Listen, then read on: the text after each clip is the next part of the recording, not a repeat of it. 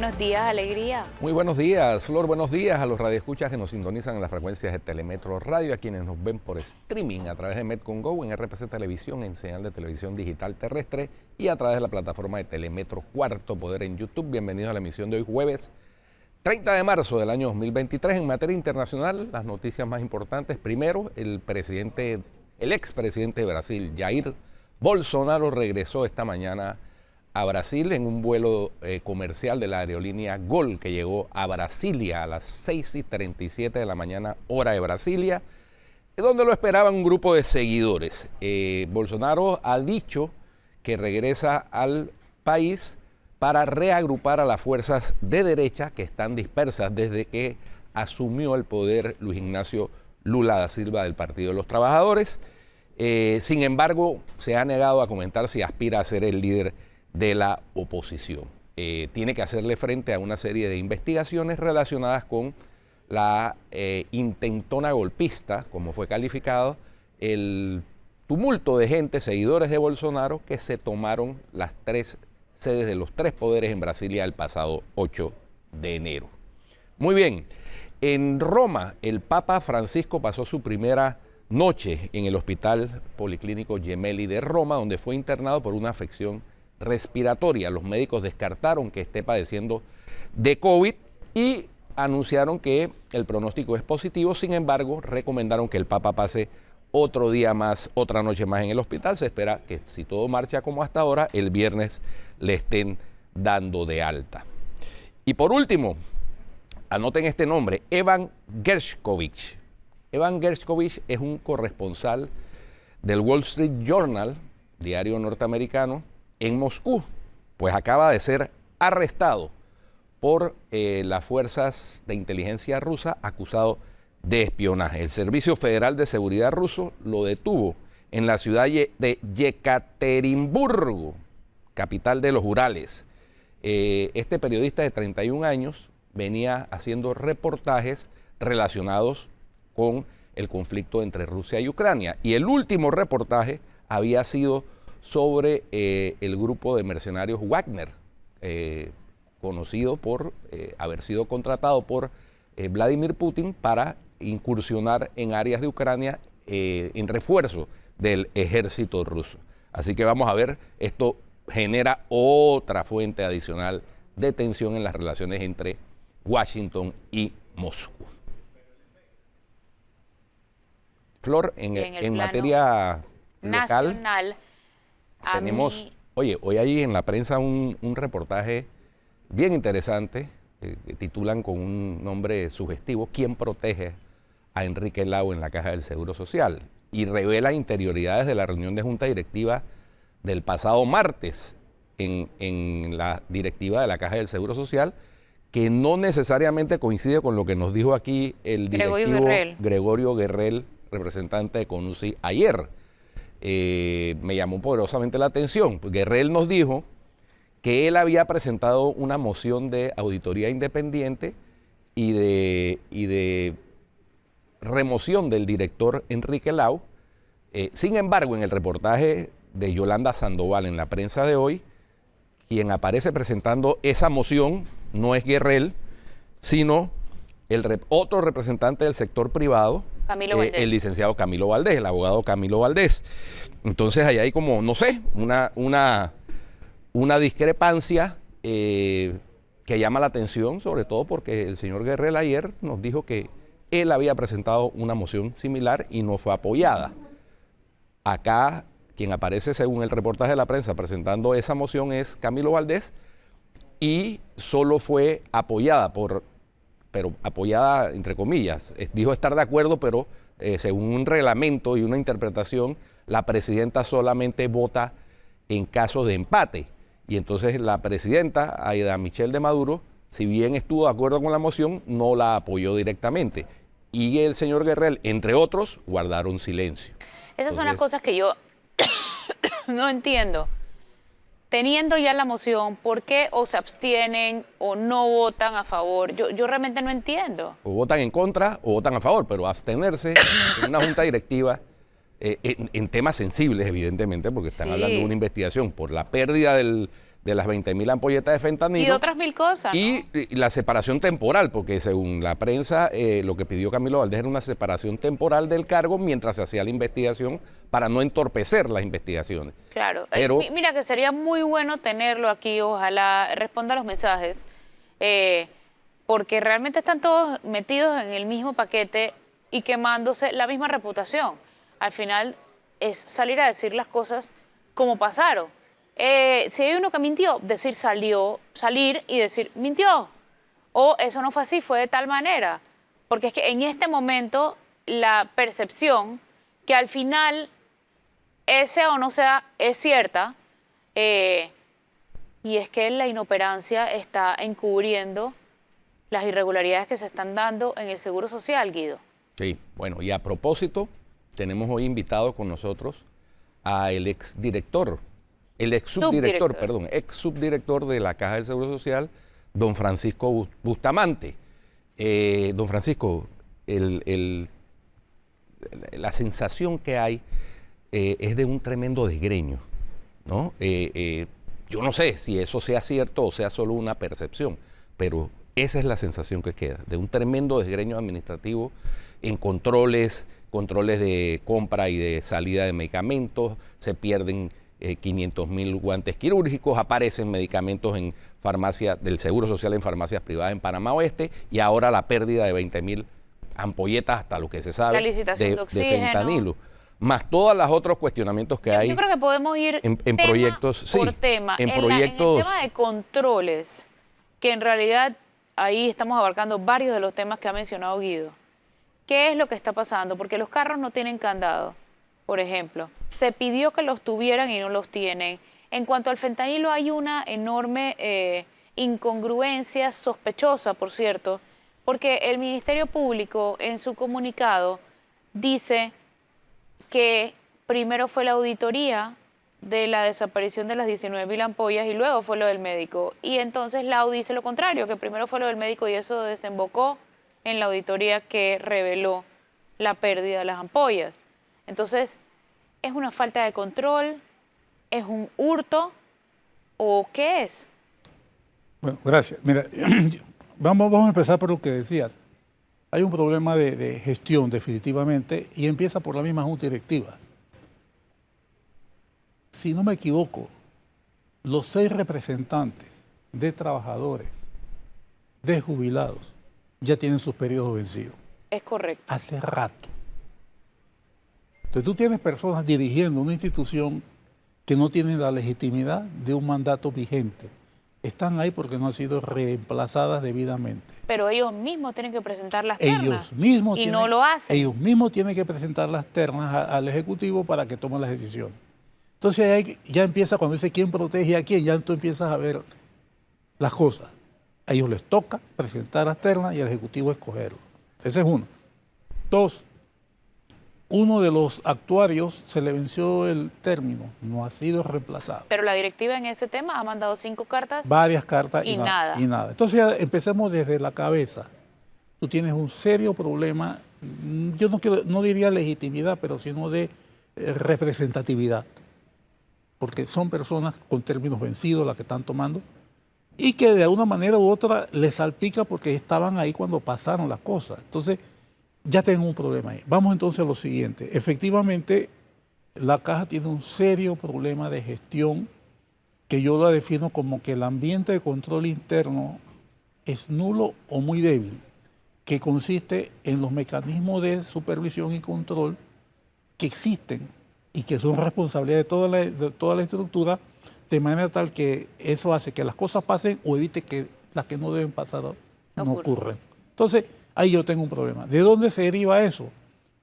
De una estructura que pudo haber sido funcional cuando la Caja era más pequeña en cuanto a obligaciones, a una institución hoy que maneja más del 80% de la población, que está sobredimensionada en trabajadores manuales porque los sistemas son obsoletos, de manera tal de que ese manejo de todo manual permite que estas cosas pasen. Y te doy un ejemplo. En estos días me decía un amigo que estaba sorprendido que la licencia de gravidez de su esposa el subsidio de gravidez, estaba tomando 30 días para que se lo pasaran.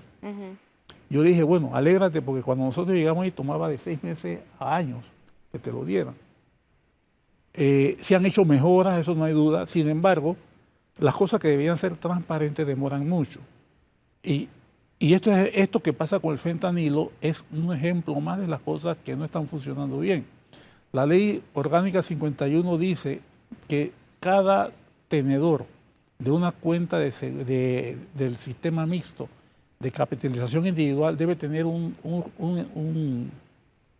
informe mensual de cómo está su fondo, cuánto ha depositado, cuánto ha generado, cuáles son sus expectativas. Eso no se puede entregar porque los sistemas que existen no lo permiten. Y te puedo ir enumerando cantidad de elementos así, donde tú vayas, entiendes. Y esto que está pasando con el fentanilo es exactamente un ejemplo de lo que pasa. Vamos a los precintos o candados. El precinto o candado definitivamente no va a impedir per se de que ocurra o deje de ocurrir una cosa, pero es un control adicional. ¿Por qué? Porque cuando el camión sale de abastos y llega a su destino final, en el camino puede pasar muchas cosas. Claro. El precinto o candado ayuda a impedir o te da evidencia si es roto, porque además la documentación con la que se entrega tiene que tener el número del precinto, de manera tal que si tú rompes el candado o lo cambias, tienes que cambiar el documento, lo cual implica que hay una cadena de complicidades, que yo creo que es lo que está pasando. Lo que ha sucedido es porque hay complicidades en la cadena de control y supervisión, y como no existen los mecanismos claros de control que deben cumplirse, pues pasan estas cosas. Pero, por ejemplo, Lau decía que el médico del que están hablando, de que se iba a llevar unas ampollas, fue recibido un día que te llevaba el maletín por unos guardias. Te explico. Eso significa que estaban sospechando de él. Esa es mi primera pregunta sobre ese tema. Y lo segundo es, ¿qué tan normal es que los médicos saquen medicamentos en la maletita? Sí, definitivamente que vamos por parte. La narrativa oficial, que es la que tenemos, es que el mecanismo de control que existe estaban chequeando la salida de cosas. Entiendo que periódicamente o en muchos lugares se hace ese chequeo. Y los guardias, ya vi casos de empleados que sacaban piezas y los agarraban los seguridad. ¿Piezas de qué? Piezas de equipos o de máquinas. Ya. Pero en cuanto a un anestesiólogo, ¿es normal que lleven su maletita de cositas? El que haya el mecanismo de que haya revisión existe en distintos lugares, así que eso existía. En el caso de que el médico tenga su maletita, dicen los médicos que como ellos se están moviendo, ellos llevan sus medicamentos en la mano y ahí empiezan las dudas, porque los medicamentos no se piden para tenerlos, se piden para administrar. Para administrar a X personas. Entonces ahí empiezan las dudas. ¿Qué hacía él con esas ampollas? O sea que eso no es lo normal. No es lo normal. Segundo, cuando él ve al policía, lo pone en un lugar y se va. Entonces ya eso pareciera indicar una conducta culposa. Pero eso fue antes de la auditoría, como dijo Lau, o después de la auditoría, como dijo el Ministerio Público. Es que Lau no dijo que la auditoría... No, lo que dice Lau es que esto fue creo que el 6 o 9 de noviembre. Noviembre 9, sí. Y la auditoría cubre el 1 al 15 de octubre. Es decir, que la auditoría se tuvo que haber hecho posterior. ¿Por qué? Pues tú no puedes hacer una auditoría del 1 al 15 de octubre si no ha terminado ese mes o ese periodo. Debe ser que cuando ellos, y es una especulación mía, que cuando ellos encuentran a este médico residente, que no es el anestesiólogo, es un residente, con eso inician un periodo y toman los primeros 15 días de octubre y hacen la auditoría y ahí salta que no pueden justificar casi 20.000 ampollas. O sea que es perfectamente, se pudo haber hecho, es el periodo que se hizo. ¿Y usted sí ve relación entre los dos casos? O sea, ¿usted sí piensa que esta pérdida o esta desaparición de las ampollas de fentanilo tuvo que ver con el médico o son casos aislados que uno derivó en el otro? En mi opinión son casos aislados. Porque si vamos a asumir que los médicos están sacando eso en los maletines, Tú te imaginas la cantidad que tuvieron que sacar en ese periodo. Y ahí es donde entra mi duda. Lo que llaman operación hormiga. Sí, eso, De a poquitito. ya eso es demasiado. Si en noviembre tú encuentras esto y en 15 días se perdieron casi 20.000, ¿cómo salieron? Yo tengo una duda. Si es que entraron siquiera al seguro. Es que como no hay controles, no tenemos ni idea. Exacto, es la duda. Por eso es que yo le preguntaba inicialmente, la pregunta era muy clara, era hurto o desgreño administrativo, porque Yo creo que puede haber cualquiera de las dos o una combinación de las dos. Y yo creo que el gran reto que tiene el doctor Lao es lograr resultados en esta investigación. ¿y usted cree que él debe renunciar? Mira, yo lo pongo de esta manera. Tú puedes sacar a Lao mañana. Eso no va a resolver el problema. Ok, ¿Me explico? ¿Por qué? Porque el problema es más grave que la figura que está. pero teniendo la figura que está, mire, en el gobierno de Martín Torrijos, cuando se perdieron las estatuas de antaño del Parque Omar, Minto y Giro ya vimos en qué quedó. ¿Te acuerdas, Guido? Subiendo y bajando escaleras por años. ¿Sí? Y eso era un tema que no era de medicamentos. O sea, esto es mucho más grave, sobre todo por el contexto mundial que estamos No, viviendo. en el gobierno de Martín Torrijos, cuando se produce la tragedia del dietilenglicol, que fue comprado También. en el periodo anterior, De quien quedó Jovenet, respondiendo, quedó Luciani quien respondiendo quedó preso. respondiendo fue el exdirector Luciani, que no tenía nada que ver con la fue compra. preso. Sí, correcto. Si bien es cierto, claro, si bien es cierto que el problema es estructural, viendo estos antecedentes, ¿él debería renunciar o no debería renunciar mientras se desarrollan las investigaciones o separarse Mira. temporalmente o algo o debería seguir ahí y punto? Si yo fuera él, yo convocaría, previa revisión, un grupo especial que haga la auditoría y le abro las puertas a un grupo que haga toda la... Y se quedaría ahí. Yo creo que, te voy a ser franco, Lao tiene 2 o 3 proyectos que están vivos gracias a él, entre ¿Cómo esos cuál? la Ciudad de la Salud. La Ciudad de la Salud ha caminado y eso hay que admitírselo porque Lao se la puso en hombros. Se la puso a hombros. Cuando esa posición estaba, yo era de la posición de ir a un litigio. Lao logró FCC. con FCC. Iba a tomar años. Lao negoció y logró no solamente no ir a un litigio, sino que tumbó una demanda de 180, 200 millones de dólares y le devolvieron 2 millones de dólares. La cosa Entonces, es, él- ¿está equipada pero tiene insumos para operar? Entiendo de Porque que hay un entiendo que problema. no. Volvemos al tema. Tú puedes tener, y eso siempre lo dijimos, tú tienes una idea muy compleja, pero si los mecanismos de su funcionamiento no están adecuados, va a entrar en crisis. El gran problema es la estructura de negocio de esa institución no responde al reto que maneja. ¿Y la licitación de oxígeno, qué piensa usted? Ahí tengo sentimientos contradictorios, te digo.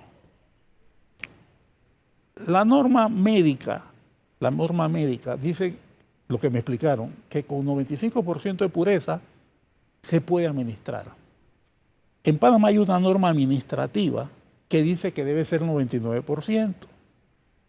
¿El 95 quién lo dice? La norma médica general. Ah, ok. En Panamá hay Mundial. una mundial. En Panamá hay una norma que dice 99%. La única empresa que lo hace es Acete Oxígeno. Entonces, por estar en esa norma, tiene un monopolio de oferta y pone el precio de acuerdo a su apreciación. Entonces, ¿qué sucede? Definitivamente el monopolio genera un control de precios, de ventaja de precios, que yo considero no es favorable a la caja. Pero no Ese- sería... ese pero, es un punto. Por sí, eso digo, pero tengo no sería más práctico cambiar la norma que No, por supuesto. montar plantas de oxígeno. Por supuesto. A eso, Pero me no se ha imagino que por ahí podido- va el sentimiento contradictorio. El sentimiento contradictorio. Para mí es más fácil cambiar la norma Adaptar el estándar mundial. a estar al estándar mundial claro. que irte yo a construir 4 plantas. ¿Y por qué 4 plantas? Porque si una falla tú tienes redundancia y en esa cosa hay que tener redundancia. ¿Ves? Entonces hay una presión y eso pasa con la basura también. Empresas que tienen un poder monopólico sobre los abastecimientos a la Caja de Seguro Social. La Caja Social es rehén de muchas situaciones, producto de que es un gran comprador. Yo te voy a contar una cosa, una historia. Cuando nosotros llegamos, Lao hizo un estudio de que había que irse a gran cliente de energía eléctrica. Se hizo el estudio. Cuando ya tenemos listo, habían ofertas directas. Y hablando con Enrique, yo digo, ¿por qué vamos a licitación? Y dice, tienes toda la razón, va a licitación. ¿Tú sabes qué pasó con el estudio? Se perdió. ¿Cómo que se perdió? Se perdió. Tuvo que hacerlo de nuevo. 1 año perdido. Espérese, ¿cómo que se perdió? Se perdió el estudio. ¿A quién se le perdió? Ahí en la institución. ¿Y quién pagó por eso? ¿A quién? No hay controles. Ese es lo que te estoy diciendo. No hubo manera de... ¿Dónde se perdió el estudio? Hubo que... Gracias a Dios había copia. Entonces se pudo reconstruir. No sé si al final hicieron la licitación de gran cliente, porque eso eran millones de dólares que gasta.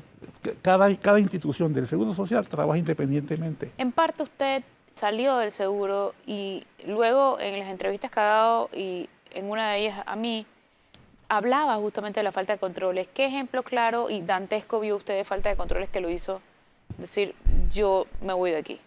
No hay un caso único que me hace... Hay varios. Es una acumulación de cosas y debo admitirlo. Yo sentí una impotencia mía de poder hacer lo que yo pensé que había que hacer. Y también dejo decirte, hay un total abandono de la ciudadanía a la caja. Todo el mundo le exige a la caja resultados, pero no hay el apoyo. Y yo creo que lo mencioné hoy hablando con Atenógeno y lo digo ahora. Una vez un proveedor me dice que le estaban pidiendo una coima. Le digo, ayúdame a agarrar a este funcionario y se negó. Es que la gente siempre quiere resultados y quiere que otro sea el que denuncie, pero a la hora de asumir, remangarse los pantalones y decir, voy hasta las últimas consecuencias, la gente se echa para atrás. Sí. ¿Por qué? Porque piensa que las repercusiones pueden ser peores que no pagar una coima. Y entonces viene el problema que espera que esta persona quería que yo le resolviera el problema de la coima, pero no quería, ayúdame a sacar a ese individuo. Ese individuo tiene un juicio, tiene una apelación y ahí está. Ese es otro tema, el tema de sacar a los funcionarios del seguro, que se vuelve casi imposible porque eso va a la directiva, hasta para cambiarlos de puesto, literalmente. Hasta para cambiarlos de puesto. Y si la directiva demora en responder, ahí se queda. Y si apelan, los procesos siguen suspendidos y no hay límite. No hay límite. No hay límite de apelación. Yo puedo apelar 17 veces y todo ese tiempo está suspendido la cosa. Tú pides con reconsideración al que emite la sanción. Claro. Si te la niega, entonces tú vas a apelación a la comisión especial que tiene la Junta Directiva. Y después va al plenario. Sí, pero si ahí el plenario te es adverso, todavía puedes ir a la corte. Por supuesto. O sea, es un camino largo. Puedes apelar 1000 veces. Oye, todo un camino. Entonces, ¿qué sucede? Mientras eso pasa, tú no puedes tocar a la persona. ¿Qué hace la directiva del seguro reuniéndose 2 y 3 veces por semana? De nuevo, la ley del Seguro Social dice que la Junta Directiva tiene que supervisar las operaciones. Esa palabra de supervisar, ellos la han interpretado como estar en la administración. O sea, son otro departamento. Ellos coadministran en muchos aspectos a la Junta, a la ¿Pero porque les toca o porque han querido hacerlo? O sea, ¿tuvieron la facultad de decir, soltemos esto y que lo maneje la dirección? Ha habido la interpretación de ellos, de esa es la interpretación y eso es lo que ellos han... Pero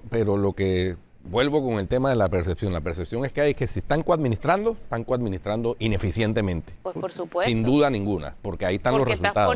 Estás poniendo más trabas en vez de resolverlas. Y bueno, hay quienes dicen que es que lo que pasa es que por cada reunión de junta directiva cobran una dieta, entonces mientras más se reúnen, más cobran. No, porque hay un en esa última hay que aclarar algo, ¿no? Hay $1.200 máximo al mes entre suplente y principal. Está bien, pero o sea, que no es que si se reúnen solo 4 veces al mes, son solo $100, son $400. Si se reúnen 12 veces, son $1.200. Claro, pero acuérdate que hay reuniones de comisión que por eso se cobran 30 en dieta. Así es.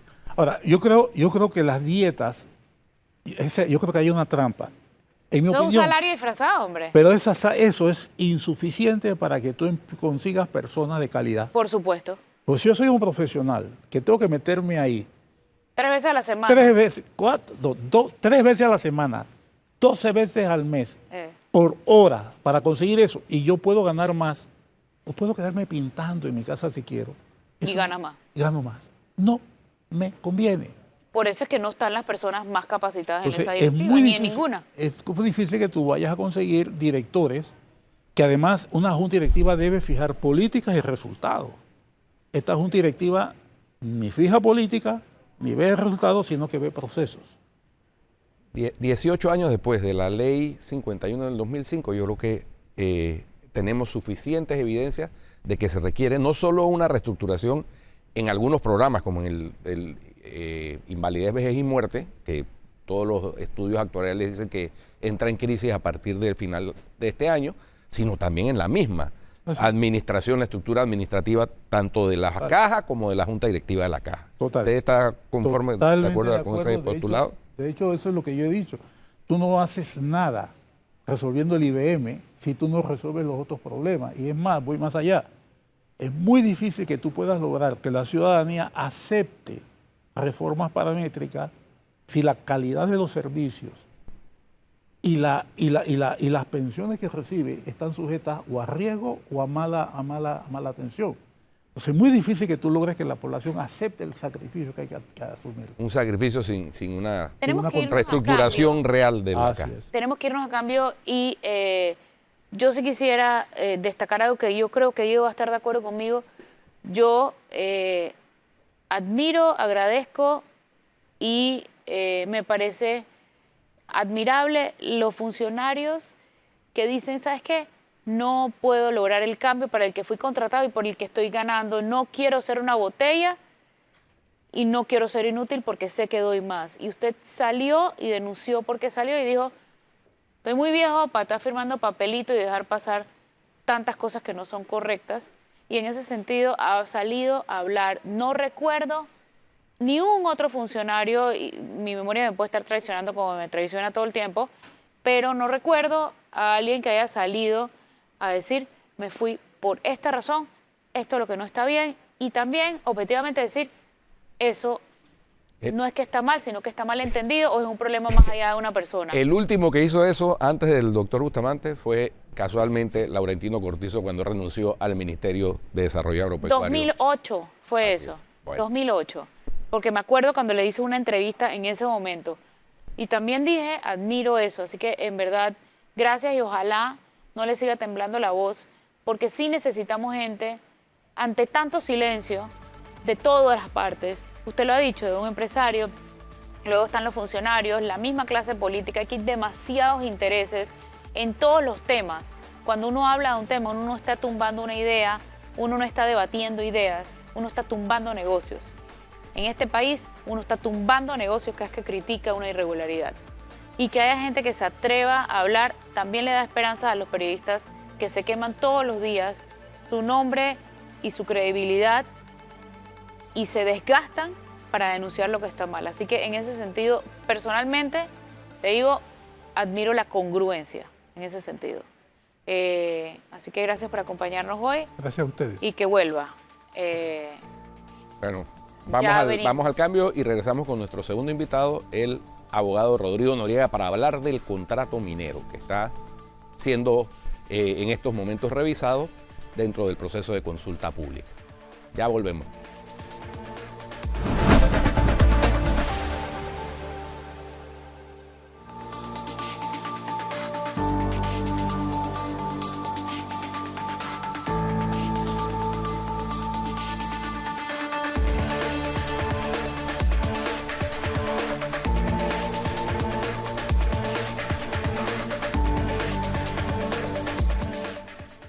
Ya estamos de regreso con más y tenemos a nuestro segundo invitado, esta vez en línea, y es el abogado Rodrigo Noriega. Vamos a hablar hoy, Guido, de varias cosas, pero sí me gustaría, antes de entrar en el tema minero que anunciamos al final del bloque anterior, saber la opinión de Rodrigo sobre lo que hablaba el licenciado Bustamante unos minutos antes. Rodrigo, bienvenido. Gracias, Flor, gracias, Guido, gracias a la audiencia por esta oportunidad. Yo creo que lo que dijo el ex subdirector Bustamante es sumamente importante. La Caja de Seguro Social es un paciente sumamente enfermo.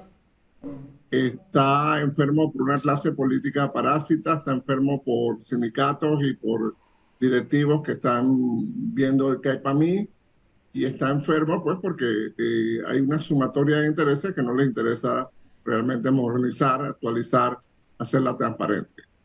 El tema del fentanilo es la punta del iceberg. Ahí sabemos todos los días noticias de que se pierden equipos, que no hay insumos, que van a hacer esta licitación chimba, que pasa esto, que pasa aquello. Entonces, la caja de seguro social es la caja de las 1000 historias tristes. Yo creo que se necesita una reingeniería profunda. Me parece que lo más razonable es dividir la caja en dos. La parte de pensiones que funcione como tal y la parte de servicios de salud que se una al Ministerio de Salud. Porque encima estamos con una redundancia terrible. Vas a comunidades donde al frente hay un centro de salud y luego tienes al lado tienes una política de la Caja de Seguro Social. Entonces, no son compatibles, no tienen los mismos horarios, bueno, en fin, una locura. Creo que Panamá está perdiendo demasiado dinero, demasiados recursos, demasiado tiempo. Tenemos una población muy enferma por lo que pasa en la Caja de Seguro Social. Me refiero literalmente a gente que se está empeorando porque no tiene sus medicamentos, no tiene sus citas médicas y no tiene sus tratamientos a tiempo. La Ciudad de la Salud era una esperanza, nació mal, sabemos que nació mal, producto de una coima con otros fines, y es una lástima pues que tanta infraestructura, tantos recursos estén paralizados en nimiedades administrativas. Es casi como que si quisiéramos que el país fracasara. Terrible, terrible, porque yo estaba haciendo memoria, Floria, Tenógenes y Rodrigo, el otro día de hace unos años, las quejas hacia la Caja de Seguro Social era que los médicos atendían en el Seguro Social hasta determinada hora y se iban después a la privada. Sí. Y de esas quejas de entonces a lo que hay hoy es un mundo de diferencia. Es igual a todo lo que ha ocurrido Sí, en el sí, país. O sea, nos hemos ido descomponiendo en los Así últimos es. 10 años de una forma tan vertiginosa y ni los políticos ni los administradores de la Caja del Seguro Social pueden poner orden. Lo que decía el ex subdirector de la Caja es muy claro. O sea, es un tema de gestión. Si no cambia ese modelo de gestión, no importa el director que ponga, no importa la buena intención que haya, no puede seguir registrándose en un papel las pérdidas de inventario de una entidad. Eso es inaceptable. Es lo que decía él esta mañana, lo dijo aquí también, creo que lo dijo en el noticiero. O sea, ni siquiera sabemos, sabemos que no hay 19.000, ni siquiera sabemos si entraron las 19.000. O sea, ni siquiera se sabe si es un hurto, si son falta de controles por desgreño administrativo. O sea, no se sabe nada. O sea, eso es vergonzoso. Es un escándalo de por sí. Más allá del fentanilo, ese es el escándalo mayor. Bueno, oye, Rodrigo, el tema Contrato minero. del contrato minero está siendo objeto de observación y análisis por parte de ciudadanos que tienen preocupaciones legítimas sobre el contenido de ese contrato. Entre esos estás tú, que además has escrito análisis bastante profundo y objetivo sobre temas puntuales que tienen que ver con cláusulas lesivas, digámoslo así, a el Estado panameño. Quisiera que profundices un poquito sobre cuáles son esas cláusulas que has logrado identificar como lesivas al Estado panameño, aparte pues de las curiosidades que, como la de poner en el contrato cómo se va a distribuir la regalía. Y el sobrevuelo sobre las áreas. Pero Rodrigo, yo creo que también a esa pregunta añadiría quién ganó y quién perdió con la firma de este contrato, no el del 97, que ya sabemos que el Estado perdió y la minera ganó, pero en este contrato, ¿quién gana y quién pierde? Bien, empiezo con la pregunta de Flor, o la Tenógenes. Creo que la respuesta es fácil, ganó la minera. Ganó la minera porque el Estado y sus negociadores se enfocaron en los 375 millones de dólares y dejaron en la mesa muchísimo dinero, como lo ha comprobado el ingeniero Domingo Latorrega en este mismo programa. En Zambia, esa minera paga más de $2.000 por tonelada de cobre extraída de 2 minas, cada mina que tiene en Zambia. Y en Panamá está pagando aproximadamente $1.050, $1.100. En teoría, si se pagan los 375 millones de dólares, que ahora vamos a ver que no están. Segundo, hay demasiados cabos sueltos. Entonces, yo pensé que esta es una negociación que empezó en septiembre del 2021 y terminó el 7 de marzo del 2023, que es la fecha del contrato. Yo pensé que, bueno, aquí esto va a estar muy bien y nada más va a haber problema con las cláusulas ambientales. No, O sea, es un contrato frustrante, es un contrato hasta mal redactado. Yo invito a la población, no le hagan caso a Rodrigo Noriega, no le hagan caso a nadie. Léanlo ustedes mismos. Estamos en Ramadán, viene la Pascua judía, viene la Semana Santa cristiana. Agarren un par de horas y por el bien de su país, lean el contrato. Por cultura Tiene general, 64 años. incluso. Por cultura general. ¿Saben por qué? Porque se va a comprometer el futuro de este país no por 40 años, por el resto del siglo, prácticamente. Hay que leerlo en la computadora, ¿no? Porque no se puede ni imprimir ni hacer copy-paste No se para puede leerlo más imprimir cómodo. ¿Eso y- tiene sentido, Guido, Rodrigo? No, claro que no, claro que no. Es que todo se ha hecho para hacerlo difícil, porque No. la consulta pública no es pública y no es consulta, Tú sabes porque que, no es vinculante. y Entonces, eso, si Flor hizo un comentario, Tenógenes no lo puede leer. Si Guido mandó una nota, Rodrigo no la puede leer. Entonces, ¿cómo nos vamos a enterar quién dijo Es como qué? que abrieron la sesión de es que desahogo no- y ya, pues. es que eso se ha puesto de moda, de que la transparencia es condicionada.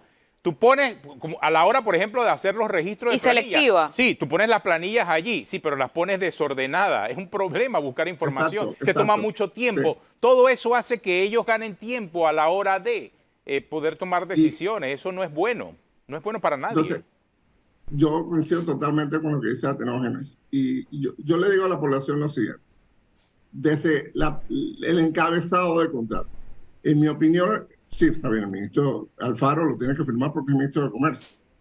Pero el señor Manuel Esprúa, el abogado Manuel Esprúa, en representación de Minera Panamá S.A., no debería ser la contraparte. La contraparte debería ser First Quantum Minerals. ¿Por qué? Minera Panamá S.A. es una sociedad anónima constituida en Panamá.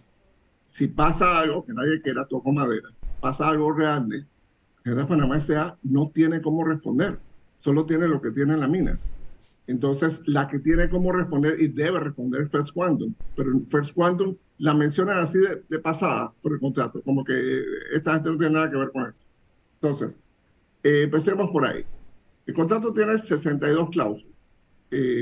Ya les digo, una tercera parte de las cláusulas están hasta mal redactadas. Me imagino que eran traducciones del inglés y las panamenizaron y me esto aquí. La cláusula primera es una tortura, porque hay cosas que deberían ser como 8 artículos distintos y todos los metieron ahí como un chorizo. En el párrafo 13, y soy bien específico, de la cláusula primera, se da otra concesión. La concesión principal es de Kobe, en la zona que está en Donoso y Don Marto Ríos en Colón, pero dentro de esa zona se le da una segunda concesión, que es de oro, plata y molibdeno. Y a esa concesión no le aplican las reglas del contrato. Le dicen, se le aplicarán las reglas del Código de Recursos Minerales, empezando que estos metales son mucho más valiosos que el oro, que el cobre, perdón, y le van a poner una regalía de 5%. O sea, que partimos mal y dejamos un montón de plata en la mesa. Luego hay una cantidad de exoneraciones y créditos fiscales terribles. Hay un crédito fiscal de 37.5 millones de dólares por año. Por 20 años, 750 millones. Ok, está bien. Luego hay en la 12, en la cláusula 12, hay una deducción por agotamiento de recursos mineros. Esta es una fórmula que tienen las industrias extractivas, los pozos de petróleo, los de gas natural y por supuesto las minas. Se entiende porque tú eres dueño de una mina, tú eres dueño de un pozo de petróleo, y todos los años sacas recursos y vas a tener menos recursos. Esto lo necesitan los bancos, esto lo necesitan las bolsas de valores porque eso es lo que determina el valor de tu proyecto, de tu empresa. Sin embargo, lo curioso es que el gobierno de Panamá, el Estado panameño, le reconoce a la mina una deducción de hasta 70% del pago de sus impuestos por agotamiento de recursos mineros. Paren ahí un momentito.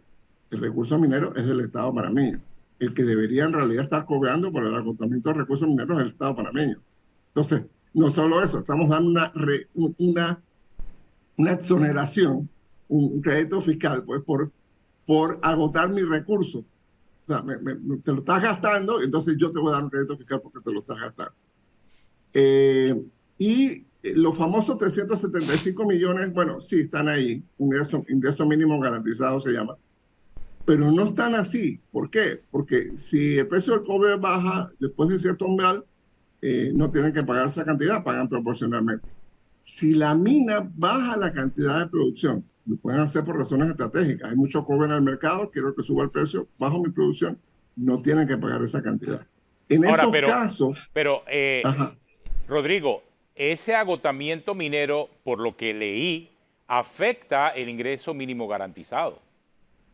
Creo que Totalmente, por creo que es un supuesto que elemento sí. importante. Entonces se va a destacar. restando, al final Claro. no vamos a recibir el mínimo que se No. había asegurado. Sería por un Claro, tiempo, como claro. plantea Entonces, Rodrigo. no solo eso, sino que hay otra serie de condiciones. La mina tiene el derecho, la minera tiene el derecho a suspender operaciones hasta por 4 años, por cada tramo de 20 años. O sea, ellos O sea perfectamente que pudieran pueden en decirle, 40 años o no operar por 8 8 años años. y no pasa 8 nada. años, perfecto. No pasa nada. Entonces, no hay ingreso mínimo garantizado, es el Estado, y es lo importante. Ahí hay una cláusula que dice, dentro del Estado, el ingreso mínimo garantizado, dice que el Estado, el MEF, tiene que reglamentar qué pasa cuando no se cumple el ingreso mínimo garantizado. Pero qué pasa para el Estado. Eso significa que el Estado, y pienso que fue una torpeza meterle una cláusula donde el Estado le dice a la minera en qué me voy a gastar la plata. Esto es como si cada uno de nosotros le dijéramos a nuestros empleadores, oye, lo que me vas a pagar, me lo voy a gastar pagando la hipoteca, pagando la tarjeta de crédito, voy a salir un fin de semana, voy a hacer una fiesta y me voy a comprar algo de ropa. No teníamos nada por qué decirle a la minera que el Estado se va a gastar su dinero. ¿Qué pasa? Al meterlo allí, si el Estado no tiene cómo cubrir, porque bajaron los ingresos la minera o la minera pagó menos, si el Estado no tiene cómo cubrir lo que dice allí, entonces el Estado tiene que ver cómo lo saca por deuda o por impuestos. Los compromisos que el Estado está poniendo dentro del propio contrato. La parte ambiental es frustrante porque básicamente reconoce el estudio de impacto ambiental del 2013 hecho en el gobierno Martinelli, y ese es el compromiso fundamental. Y se dice, bueno, el Ministerio de Ambiente y el Ministerio de Comercio se van a sentar, van a reglamentar el plan de cierre, de acuerdo a las elusivas prácticas internacionales. Prácticas internacionales puede ser Zambia, puede ser Australia, puede ser Canadá, puede ser México, en fin. Entonces, es un contrato, está la cosa tan terrible de los 3.000 metros, prohibir los sobrevuelos a 3.000 metros de altura. Ya el presidente de la organización esta de pilotos, Jaime Fábrega, hermano del alcalde, informó pues que ellos están opuestos a esto porque 3.000 metros impide el funcionamiento de la aviación doméstica panameña. Hay aviones de hélice que no vuelan a 3.000 metros y por supuesto los helicópteros tampoco. Esta es una norma para censurar a periodistas y ambientalistas. Cuando yo estaba en CIAM, el Centro de Ciencia Ambiental, nosotros hicimos 3 o 4 sobrevuelos de la mina. Alquilamos helicópteros, hicimos sobrevuelos. Bueno, ya esos sobrevuelos no van a ser posibles. Entonces esto es una censura periodística. Ni un dron. Una censura civil. Ni un dron va a poder levantarse ahí. Es que no hay ni una otra manera, no hay ni una otra manera de medir los daños ambientales que Desde el aire, sobrevolando. claro. Claro que no. Y además, Flor, hay una cosa que para mí es indignante. Todos nosotros conocemos personal científico y técnico del Estado panameño. Ingenieros ambientales, médicos, veterinarios, etc. ¿Qué pasa? El contrato le garantiza al Estado, mira tu término, que puede tener una oficina yo le puse barracas, porque los funcionarios públicos, 6, máximo 6 por turno, tienen que dormir en esa misma oficina, que van a tener 6 camas. 6 personas para inspeccionar 17.000, casi 18.000 hectáreas. Estamos hablando de 180 kilómetros cuadrados. 6 personas que tienen que ser los inspectores laborales, ambientales, los que van a investigar los minerales. Para que tengan en comparación, solo en un puerto, estos puertos que hay, puertos privados que hay en el canal, hay 4 inspectores de aduana por turno. Y aquí vamos a tener 6 personas para una operación que incluye puerto, que incluye planta de energía, que incluye miles de cosas. 6 personas. Si el Estado quiere mandar más gente, tiene que coordinar con la minera. Y estas 6 personas no se pueden mover libremente por ahí, no. Tienen que coordinar con la minera. Entonces, vas a tener 18 funcionarios públicos por día, sentados allí esperando que algo pase y bueno, ya sabemos lo que pasa con el Estado. Hoy no hay gasolina para el carro. No llegaron los viáticos. No, tenemos que comprar la comida ahí mismo porque no tenemos espacio para cocinar. O sea, las 1.000 cosas, las 1.000 trabas para una inspección realmente adecuada. Me pareció indignante que llegaran al extremo de decir que los 6 funcionarios tienen que dormir allí. Eso me pareció indignante, me pareció ofensivo, decir 2 para ambiente, 2 para el tema laboral, 2 para el tema, los temas de la propia operación minera. Eso es sumamente indignante. Porque Vamos al cambio, terrible, Rodrigo. Vamos al cambio, Rodrigo, y cuando regresamos quiero que me hables brevemente de la cláusula 50ª, que es el que me ha llamado la atención, la de la composición accionaria. Ya regresamos. Vamos a un cambio 50º, ya volvemos.